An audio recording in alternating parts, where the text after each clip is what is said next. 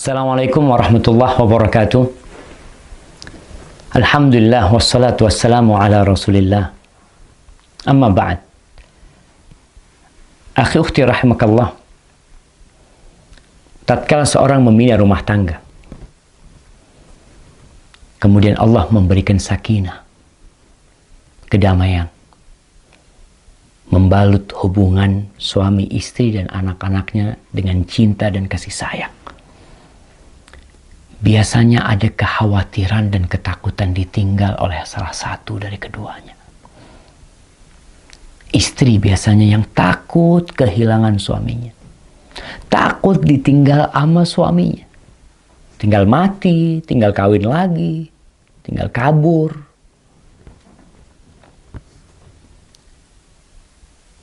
Rasanya kita perlu belajar dari ibunda Nabi Ismail alaihissalam.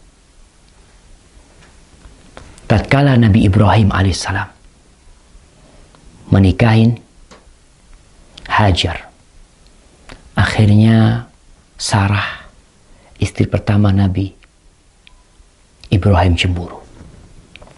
Setelah punya anak yang bernama Ismail, akhirnya Nabi Ismail membawa istrinya Sarah, ibunda Nabi Ismail, dibawa kemana? Dibawa ke Mekah dari Palestina sana, berangkat ke Mekah. Dalam kondisi Nabi Ismail masih sedang dalam susuan. Nih, Sarah, Hajar.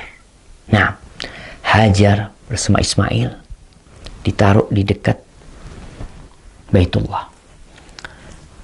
Di situ ada pohon, namanya pohon Doha.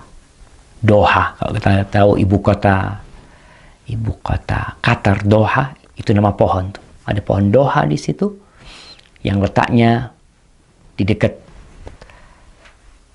air Zam-Zam, di tempat yang agak tinggi dari Masjidil Haram sana.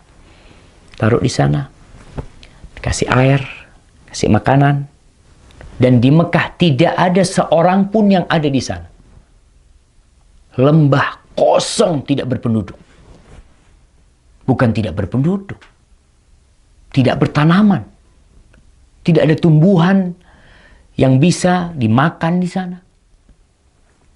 Taruh di sana. Lalu Ibrahim pergi. Nabi Ibrahim pergi meninggalkan keduanya. Ketika Nabi Ibrahim pergi, diikutin sama Hajar. Fatabi'athu ummu Ismail. Ini hadis dalam riwayat Bukhari. Ibunda Nabi Ismail ikut.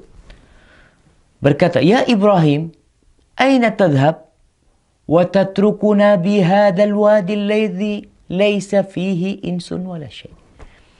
Wahai Ibrahim, kemana kamu mau pergi?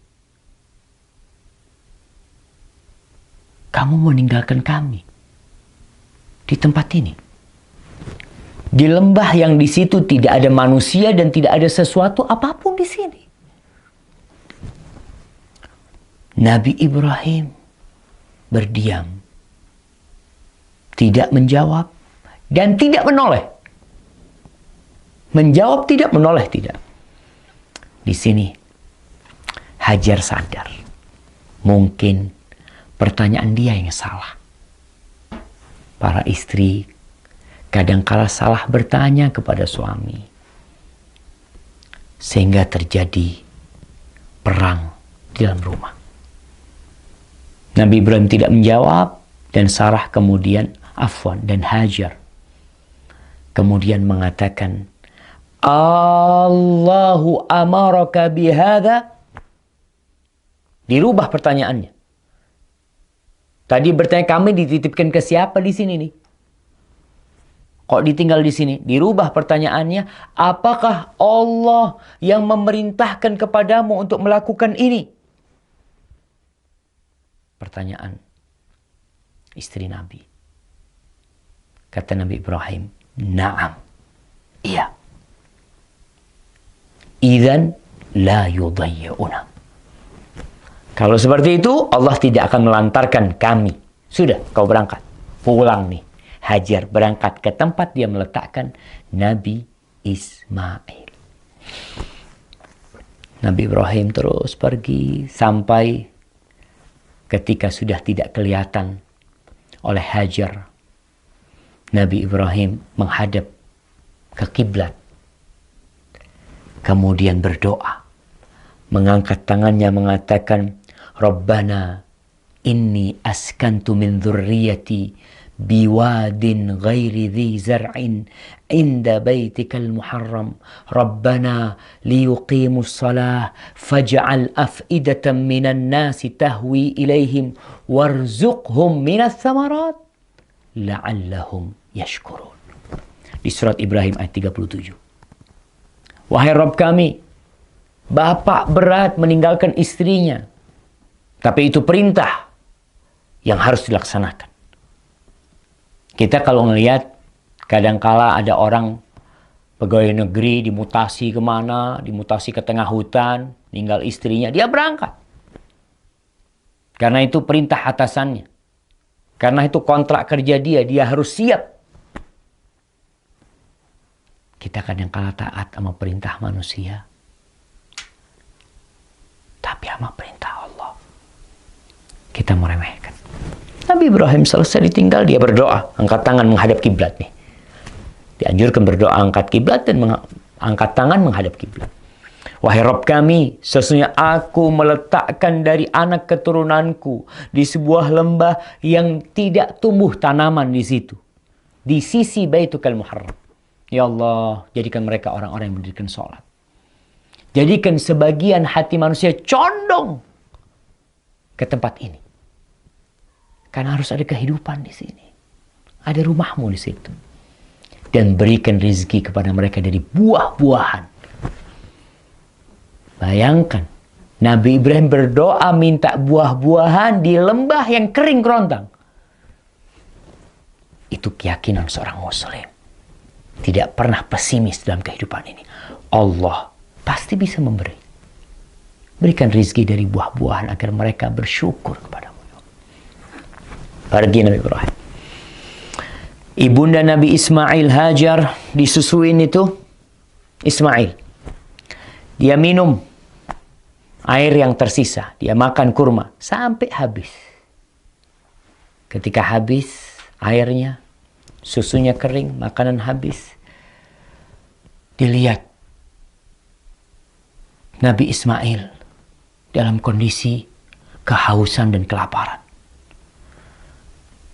Maka Hajar takut melihat, nggak tahan melihat Nabi Ismail dalam kondisi seperti itu. Akhirnya dia lihat ada bukit yang dekat, bukit Sofa. Berangkat ke sana. Dia lihat ke sana ke sini. Mungkin ada yang bisa membantu.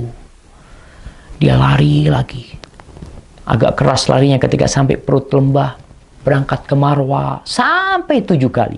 Ketika 7 kali, yang itu sa'inya orang sekarang. Kita kalau sa'i itu adalah mengenang bagaimana perjuangan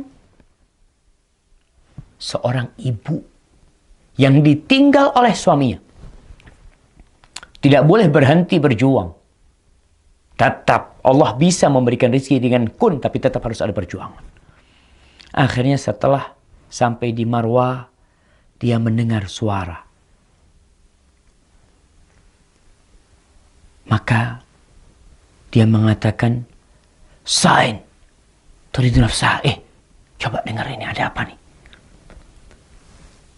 Dia berusaha untuk mendengar suara yang terdengar oleh telinganya. Lalu berkata ibunda Nabi Ismail, Qad asma'ta in kana indaka ghiwath. Aku sudah dengar nih, engkau telah membuat aku dengar. Kalau engkau bisa membantu, ya bantu.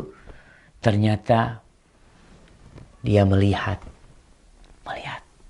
ada malaikat di sisi Nabi Ismail alaihissalam. Yang malaikat itu menggali, dikatakan dengan kakinya atau dengan sayapnya sampai air itu keluar. Air itu keluar, jemaah. Air Zam-Zam keluar. Di sini betapa bahagianya Nabi, ibunda Nabi Ismail, air itu dikumpulin sama dia.